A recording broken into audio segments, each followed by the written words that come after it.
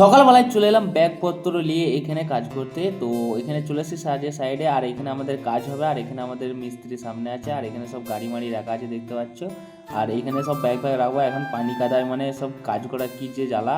আর এখানে আমাদের শালি যেটা মশলা নিয়ে একলাই ফুটি দিচ্ছে, আর আমাদের এখানে গাঁথনির কাজ হচ্ছে, এখানে গাঁথনি মানে ডিজাইন কাটটার কাজ হচ্ছে, মানে কাটটাগুলো গাঁথছে অথচ ডিজাইন হচ্ছে, তোমাদেরকে দেখাচ্ছি ভালো করে দেখে নাও। আর এখানে আমাদের মিস্ত্রি সাহেব চেপে বসে আছে, মাছটা রেডি করছে, এখন মানে কাজ করবে ওখানে। শালি চাটা হয়তো দেখতে পাচ্ছ, এটা কেরালার লোক। আর এই তো ডিজাইন কাটটা। আর এখানে ছুটির টাইমে গাইস সেখানে বসেছিলাম, প্রচণ্ড পরিমাণে পানি হচ্ছিলো, কেন বেরোতে পারছিলাম না এখান থেকে, মানে এত জোর পানি চলে এসেছিলো, আচমকা ভয় খেয়েছিলাম। আর যাওয়ার পথে আমাদেরকে ফোন করেছিল মাছ নেবার জন্য, কিন্তু এখানে চিংড়ি মাছ নেবো বলে টার্গেট করেছিলাম, কিন্তু এখানে চিংড়ি মাছ নেই।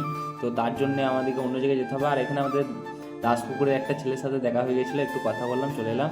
আর ফাইনালি এখানে চিংড়ি মাছও পেয়ে গেছিলাম, এখানে চেচির কাছে চিংড়ি মাছ বিক্রি করছে, ওই তো 100 টাকার চিংড়ি মাছ নিয়ে রুমে গেলাম, এবার সবাই মিলে খাবো, বাজবো ভাই, অনেক কাজ ভাই। আর এখানে দেখতে পাচ্ছ মানে বুগলি মানে হাবি জাবি সব রাখা রয়েছে ভাই, নানা রকম। আমরা এই মাছটা নিয়ে চলে গেলাম, যাবার পথে একটু আলু নিয়ে নিলাম এখানে 2 কিলো মতন। আর চেঁচি ওখানে দেখছে ভাই, মনে করছে আমাকে তুলছে, না ওটা নয়। আর এখানে বাসে করে চলে গেলাম রুমে, যে এবার যে খাওয়া দাওয়া করতে হবে, ফ্রেশ হতে হবে। আজকের দিনটা ভাই সারাদিন মানে কীভাবে যে কাটলো আমি জানি। তো প্রথম কথা, ভিডিওগুলো তোমাদের কেমন লেগেছে বলে দিও ওটা।